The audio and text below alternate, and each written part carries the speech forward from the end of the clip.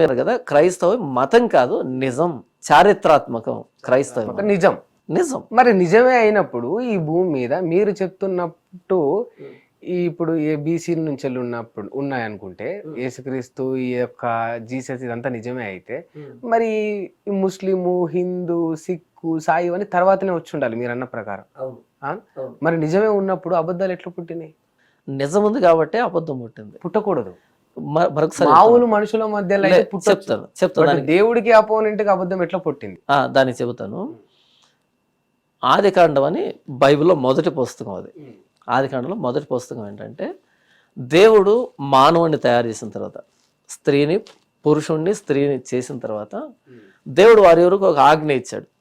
మీరు ఈ తోట చెట్లలో ఉన్నటువంటి ఏ ఫలాన్ని మీరు తినండి, కానీ ఆ మంచి చెడ్డల తెలివినిచ్చే వృక్ష ఫలాన్ని మీరు తినకూడదు, తినే దినాన మీరు నిత్యంగా మరణిస్తారు అని దేవుడు చెప్పాడు.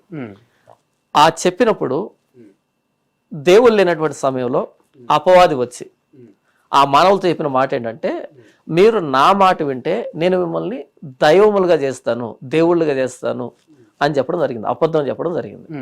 అంటే ఏం చెప్తుంది ఈ సంఘటన అంటే, దేవుడున్నాడు, దేవునికి వ్యతిరేకంగా పనిచేసేటువంటి దుష్ట శక్తి, బైబిల్ పరిభాషలో అయితే అపవాది, సాతాను ఉన్నాడు. దేవుడు ఆ చెట్టును చూపించి ఆ ఫలాన్ని తిన్నప్పుడు మరణిస్తారు అని చెబితే మానవుడికి, దాన్నే చూపించి అపవాది మీరు ఆ ఫలాన్ని తిన్నప్పుడు మీరు దైవములు అవుతారు, దేవుళ్ళు అవుతారు అనేటువంటి మాట చెప్పడం జరిగింది. అంటే ఒకే ఫలము, ఒకే విషయము, దేవుడిచ్చిన డెఫినేషన్ ఏంటంటే మరణిస్తారు అని, కానీ అపవాది ఇచ్చిన డెఫినేషన్ ఏంటంటే మీరు దేవుళ్ళు అవుతారు అని. కాబట్టి బైబిల్ ఏం చెప్తుందంటే, దేవుడున్నాడు, దేవునికి వ్యతిరేక దిశలో పనిచేస్తున్నటువంటి అపవాది శక్తి ఉంది. మీరు ఏమన్నారు అంటే, నిజం ఉన్నప్పుడు అబద్ధం పుట్టకూడదు కదా అని. ఆదికాండం 3వ అధ్యాయం అని చెప్పబడిన మాట ఏంటంటే, దేవునికి వ్యతిరేకంగా పనిచేసేటువంటి శక్తి ఈ లోకంలో ఉంది, దాన్ని అపవాది అంటారు.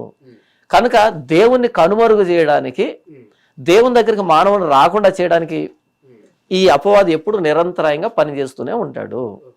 దేవుని నీతికి వ్యతిరేక దిశలో దుర్నీతిని నీతిగా చూపించేటువంటి అపవాది పనిచేస్తున్నాడు.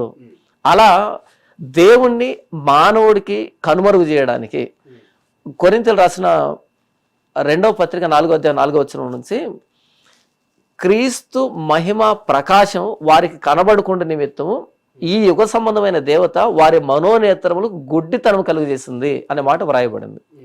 ప్రభువైన యేసుక్రీస్తు సువార్త ప్రకాశము మానవుడి మీద పడకుండా మానవుడి మనోనేత్రాలకి అపవాది గుడ్డితనం కలిగజేసింది అనే మాట వ్రాయబడింది.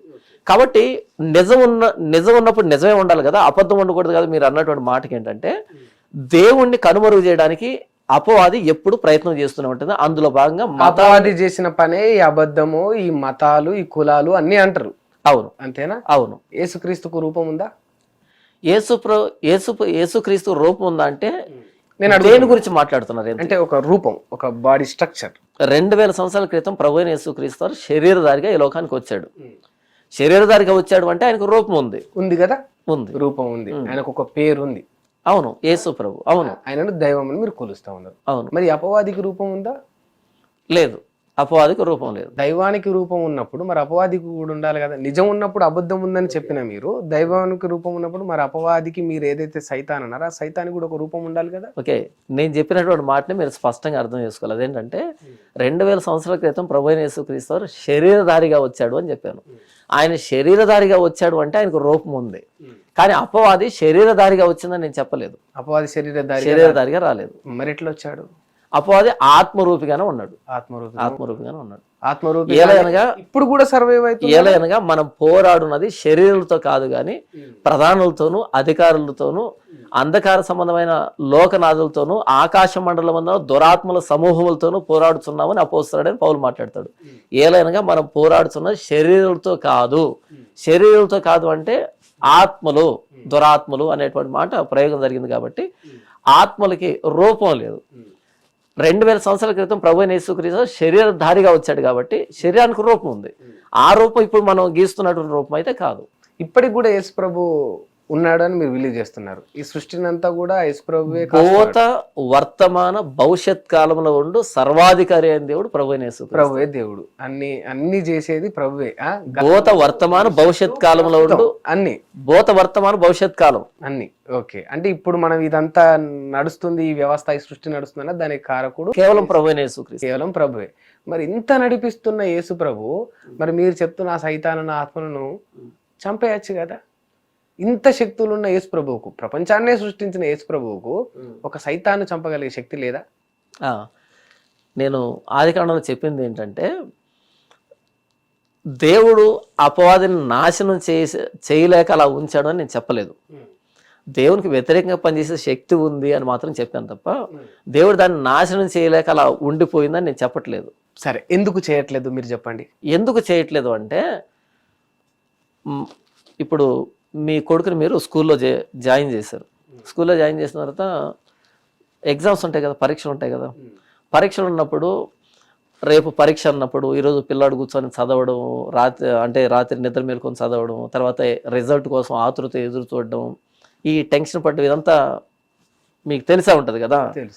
మరి పిల్లాడు ఇంత కష్టపడ్డము, ఇంత మేలుకొని చదవడము, లేకపోతే పరీక్ష రాసి పాస్ అవుతానా ఫెయిల్ అవుతానా, ఇంత వ్యవహారం దేనికి? పరీక్ష లేనటువంటి ఒక స్కూల్లో జాయిన్ చేస్తే సరిపోతుందిగా మీ కొడుకుని, లేదా మన బిడ్డల్ని ఎక్కడైతే పరీక్షలు బెటర్, ఎగ్జామ్స్ బెటరో ఆ స్కూల్లో జాయిన్ చేస్తే సరిపోతుంది కదా. వాడికి జ్ఞానం ఎట్లా వస్తుంది కదా, వాడికి జ్ఞానం ఎలా వస్తుంది? అలాగే మనం జిమ్కి వెళ్ళినప్పుడు మనమే ఫీజు కడతాం, జిమ్ ఫీజు కడతాం కదా, అమౌంట్ కడతాం. అక్కడికి వెళ్ళి ఏసీలో పడుకొని నిద్రపోతాం అంటే లేదు. అక్కడికి వెళ్ళి డంబెల్స్ ఎత్తుతాం, పెద్ద పెద్ద వెయిట్స్ ఎత్తుతాం, పుషప్ చేస్తాం, ఏంటంటే ఎక్సర్సైజ్ చేస్తాం. ఎప్పుడైతే మన మజిల్కి స్ట్రెయిన్ పడుతుందో అప్పుడు ఆ ఫ్యాట్ పోతుంది కదా. ఎప్పుడైతే పిల్లాడికి ఎగ్జామ్ ఉంటుందో వాడికి నాలెడ్జ్ డెవలప్ అవుతుంది కదా. అలాగే అపవాది ఉన్నప్పుడే మనం దేవునికి ఎంత లోబడుతున్నామో తెలుస్తుంది, మనం దేవుని ఎంత ప్రేమిస్తున్నామో తెలుస్తుంది.